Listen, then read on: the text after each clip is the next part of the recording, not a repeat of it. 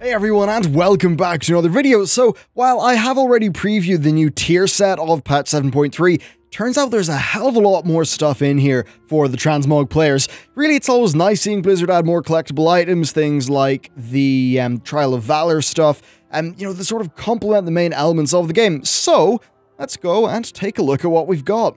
And we'll start it off with the Scythe of the Unmaker. So, this is pretty cool. Argus the Unmaker is the final boss in the new raid, and you can get his scythe. It is pretty damn cool looking, I've got to say, the Celestial theme. It's very cool, and it should match a few of the more out there setups, people going around with their Algalon mount, stuff like that. Now, this is listed as an actual weapon, not a Transmog unlock, so it's a bit odd, the idea of this taking up a loot slot. Not 100% sure in the acquisition, but it's something you will be able to get. We also have the Sword of Agrimar, which I'm not even going to bother trying to pronounce. Big, two-handed, fiery sword. You can see that stylistically it's reminiscent of the Odin stuff, just a bit corrupted, which kind of makes sense with Odin's lineage. Once again, this is an actual weapon, not a Transmog unlock, so I'm not 100% sure on how you'll get it, but certainly pretty cool looking. Next up, we've got the Light Forged weapons. So these are essentially a set of Army of the Light themed weapons. So while you probably won't get Tyralien's armor set, you will be able to get weapons that kind of match what he's got going on. So probably the most interest for the warriors and the paladins out there. This is unlocked by completing an achievement which is called Commander of Argus. Now, doing the achievement is a decent amount of work. It requires you to kill every rare elite on Argus, but that's something you'll be doing anyway. And if it is, a lot of work, it's at least something you can kind of hammer out in a day or two if you really, really want it. Now, also on the topic of the Army of the Light, there is some faction stuff, so they actually sell on their vendor a matching tabard and cloak. I think it's always nice to see those sort of matchups. That's an appreciated little thing. And there's also a new tabard for the Argusian whatever Reach, who are the second faction to be added into this patch. They're essentially both just World Quest factions in a similar way to what you've seen with the other ones. Okay, so there's also some Warlords of Draenor styled stuff. This is great for those of us who like the Draenei weapons from Warlords because, well, basically a big stack of them has just been added. So we've got a few two-handed maces, which, I'm not really the biggest fan of them, but hey, I'm sure they'll match a few mogs okay. There's a set of crystalline axes, which I think look really damn cool indeed. As you will see here, I do love the shinies and the vibrant things.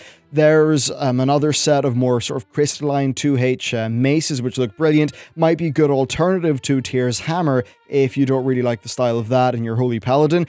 We've then got small crystal daggers and a big stack of really bright one-handed maces, which could look pretty damn cool if you have a nice offhand to match them. We've also got 4 pretty cool swords. They're not amazing, they'll do. And some sort of similar looking daggers, which do have a nice vicious look to them.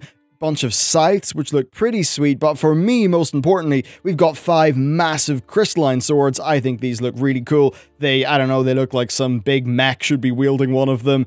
I think they'll look really cool with a few armor sets, so yeah, hopefully I'll get my hands on those. There's a few staffs, there are some particularly jagged, almost Arakoa-looking swords, and then there's some really small maces. Now overall, a nice set of gear, but once again, acquisition is a bit of a mystery. They're currently item level 690 by default, which is the Warlords of Draenor item level, which is quite bizarre. Maybe level 100 boost characters could be updated to wear, or use these instead of the other stuff they currently use. I'm not 100% sure. But also on the topic of Warlords of Draenor sets, we are actually getting 4 recolors of the Draenei armor. Now, these base sets were Alliance only back in Warlords, but now you can essentially get a recolor for both factions. Not 100% sure on the drop location, though. Looking at the items, it does seem like they will drop from the new dungeon, but don't hold me to it. We also have some new Eridar armor sets. There's a cloth and a plate one. Imagine there'll be others. They basically look super fell looking, so actually they're kind of similar looking as well. One of those things where plate and cloth look kind of similar. Again, I'm not sure where they drop from, but they certainly stand out. Not the biggest fan, but at the very least, I could see people mixing and matching elements of these with existing transmogs to pretty cool effect. Next, there are the new PvP tints of the Tier 21 set.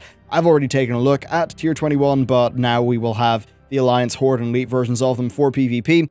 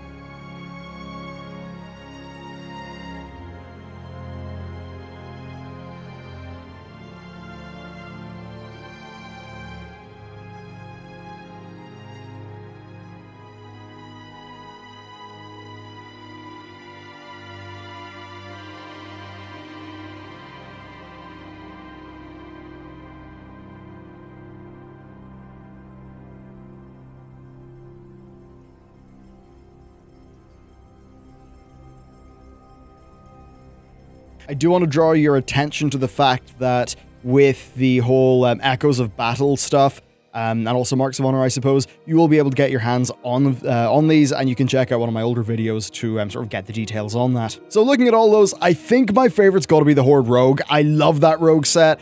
I agree that the shoulders are a bit of a problem. They don't really look like leather, so, I mean, it's a good thing they can be hidden or, transmog to something else. So yeah, I think the Rogue's looking awesome with that deep, rich red. As for the Alliance Paladin, I really like that, and then also both the Horde and Elite Death Knight sets, I think they look fantastic. Just really, really cool. Overall, it's funny. I often find myself preferring more of the PvP ones because honestly, it's either like a mixture of faction pride or they just look really edgy, which, I mean, it's cheesy, but it can be fun.